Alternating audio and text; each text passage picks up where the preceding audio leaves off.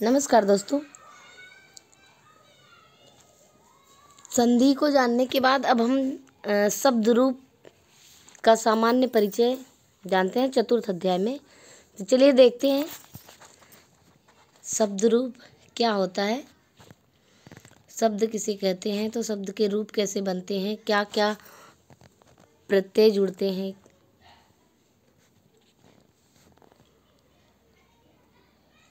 वाक्य की सबसे छोटी इकाई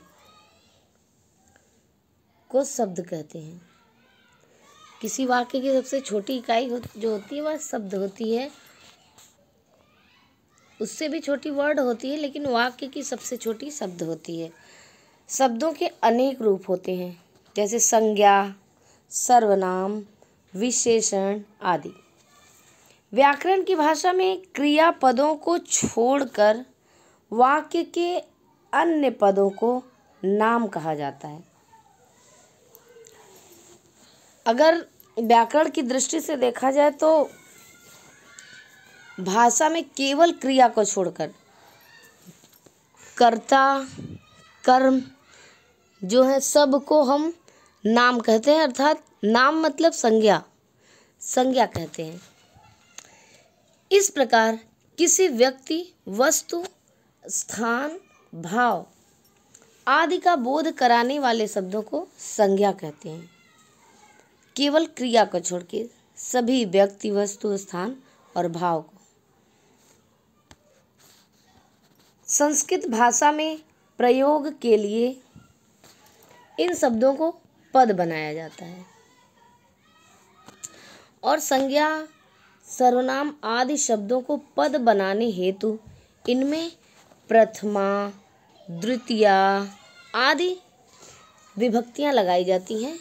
तो प्रथमा, द्वितीया, तृतीया, चतुर्थी, पंचमी, षष्ठी,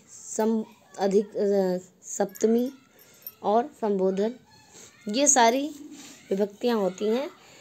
इन शब्द रूपों का प्रयोग, शब्द रूप अर्थात पदों का प्रयोग पुल्लिंग, स्त्रीलिंग और नपुंसक लिंग तथा एक वचन, द्विवचन, बहुवचन में भिन्न भिन्न रूपों में होता है।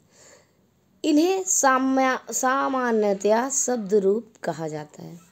अर्थात शब्दों का जब हम कई विभक्तियों और तीनों वचनों में मिला के अलग अलग रूपों में इसका प्रयोग करते हैं तो यह शब्द रूप कहा जाता है। चलिए देखते हैं। संज्ञा आदि शब्दों में जुड़ने वाली विभक्तियां 7 होती हैं। इन विभक्तियों के तीनों वचनों, एक वचन, द्विवचन और बहुवचन में बनने वाले रूपों के लिए जिन विभक्तियों और प्रत्ययों की पाणिनि द्वारा कल्पना की गई है वे सुप कहलाते हैं। अर्थात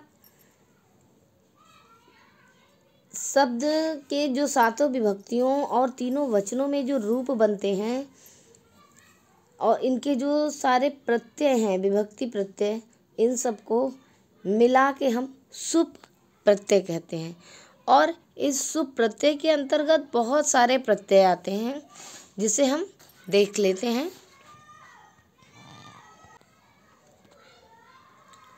तो चलिए इनका परिचय हम देखते हैं इस प्रकार। सुप प्रत्यय के अंतर्गत कौन कौन से प्रत्यय आते हैं।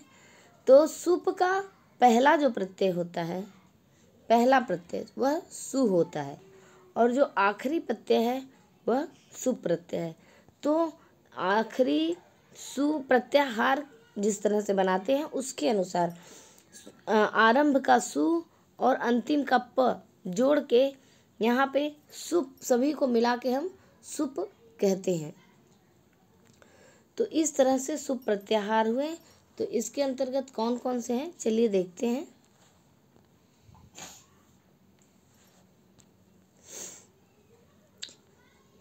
इधर विभक्ति है और एक वचन, द्विवचन, बहुवचन।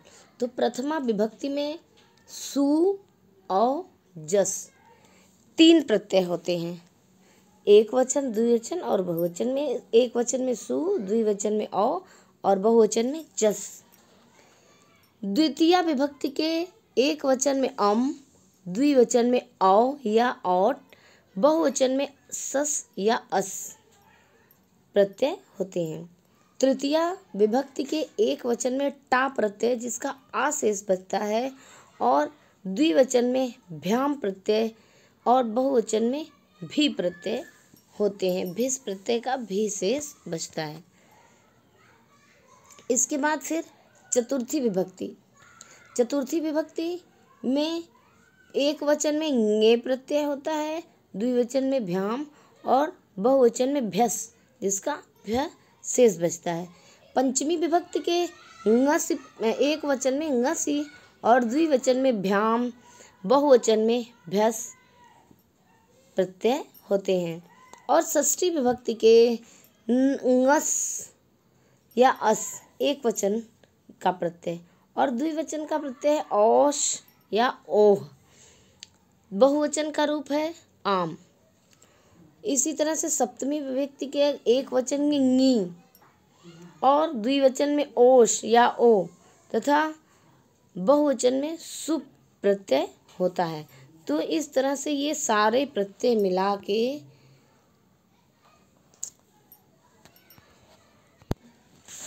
इस प्रकार से सुप प्रत्यय के अंतर्गत कुल 21 प्रत्यय आते हैं।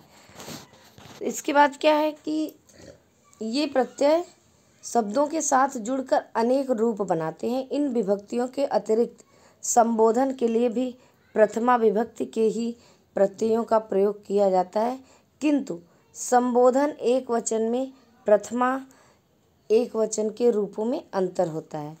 रूप निर्देश से रूप भेद को स्पष्ट किया गया है। बाकी प्रत्ययों और इसके रूपों को हम अगले वीडियो में देखेंगे।